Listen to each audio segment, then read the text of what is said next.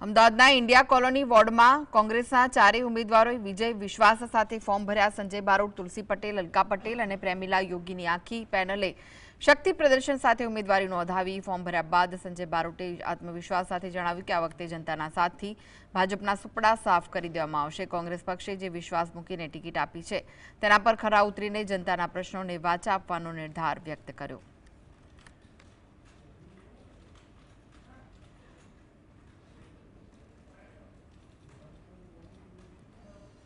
આ વખતે મને ખાડિયામાંથી જ મેક્સિમમ વોટ મળશે।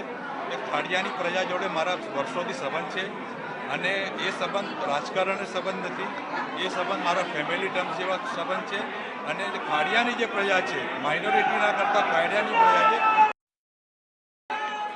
પાછલી ટર્મમાં બી અમને પક્ષે ભરોસો કરીને અમને ટિકિટ આપી હતી, પણ અમારા કમનસીબે અમે નજીવા વોટે હાર્યા હતા। મતલબ બહુ 150 ને 180 જેવા વોટે અમારી પેનલ ના આવી શકી હતી।